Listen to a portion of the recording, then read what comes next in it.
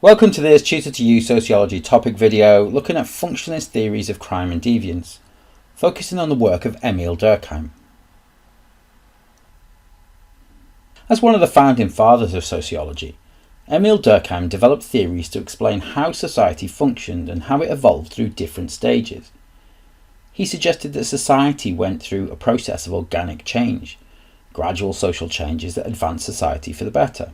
For example, urbanisation and industrialisation both led to social changes that impacted on where people lived and where they worked. However, Durkheim noticed that the rapid social changes that accompanied the period after the Industrial Revolution had led to many unwanted changes in society.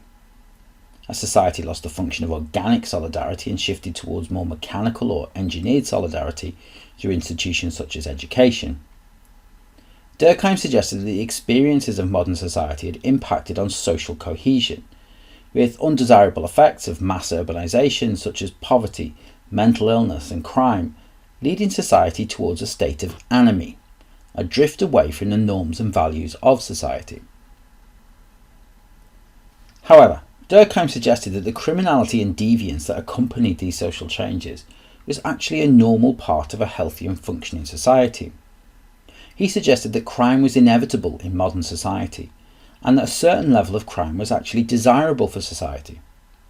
Too much crime, however, would lead society's norms and values to atrophy or decay. Too little deviance and society would be incapable of change, and eventually growth would stagnate. Durkheim therefore argued that society performed both positive and negative functions for society, and at an optimal level, deviance was desirable. But how can crime be positive for society? Well, this is achieved through boundary maintenance. Durkheim suggested that social reactions to criminal behaviour help to reinforce the value consensus of society. Extreme criminality, such as the murder of women or children, would unite others in society to condemn those that had committed the crime. He actively reinforced people's belief in the collective conscience of society, that is, its moral code. As people condemn wrongdoers, it leads to a collective agreement that the criminal or deviant behaviour is wrong and should not be repeated. It acts as a form of informal social control over others, considering deviance as society's reaction to the crime is seen as a disincentive. Now we can use this example in contemporary society. Public reactions in recent years to terrorist activities in London and Manchester can be seen as a form of boundary maintenance. Public displays of grief and defiance against terrorist activities, backed up with media campaigns, reinforces the will of the people to not let terrorists win. Furthermore, in the summer of 2011, nationwide riots after the shooting of Mark Duggan in London led to public condemnation of those that were rioting and looting. Media images that displayed the extent of the damage caused led to people proposing more extreme measures to combat rioters, including the use of police water cannons. This reinforces the collective conscience that the behaviour witnessed is not to be tolerated in society, and these attitudes are often reinforced when footage of other protests are shown on TV. A further positive function of crime and deviance suggested by Durkheim is adaptation and change. Deviant behaviour is a way of people demonstrating that attitudes are changing towards the established social order, and Durkheim believed that these served as a positive function. As smaller groups in society deviate, they attract the following of others, and the norms and values of society are gradually changed. In some instances, this occurs quite rapidly. However, it is often a gradual process as these new behaviours become the norm for more people and cease to be deviant as society accepts these behaviours as a new norm. For example, the civil rights movement in the USA began with sit-ins and protests in white-only establishments and gained momentum, which led to the repeal of the Jim Crow laws. The gay rights movement accelerated after the riots at the Stonewall Cafe, and the women's liberation movement gained momentum by using unconventional means to push for equality with men. A contemporary example of this is the removal of the statue of slave trader Edward Colston in Bristol, which was subsequently followed by the removal of other symbols of slavery across the globe.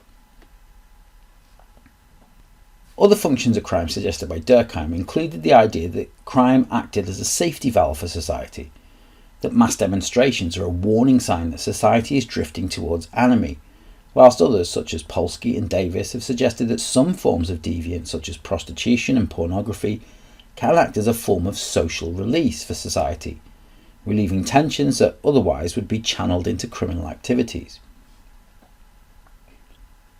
We need to be able to evaluate Durkheim's views of crime and deviance. Firstly, Durkheim's ideas can be seen to have relevance to contemporary society, and his concepts of boundary maintenance and deviance as a form of social change are part of his lasting legacy to sociology. However, there are problems with his work. Defining the optimum level of crime in society is problematic. How much is too much? And secondly, Durkheim offers little explanation as to how crime occurs other than to suggest it is due to frustrations. We can also argue that in contemporary society that deviant behaviours seem to have less effect than in previous generations. For example, protests over climate change have been met with widespread condemnation by the media rather than meaningful social change.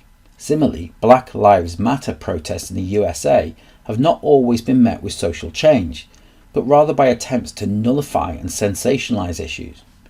In this instance, Durkheim's argument that there will be a reasonable reaction by society to social change can be criticised by actions of the media and the state in attempting to ensure the status quo. That concludes this Tutor to You Sociology topic video on functionalist theories of crime and deviance, examining the work of Emile Durkheim. Thanks for watching.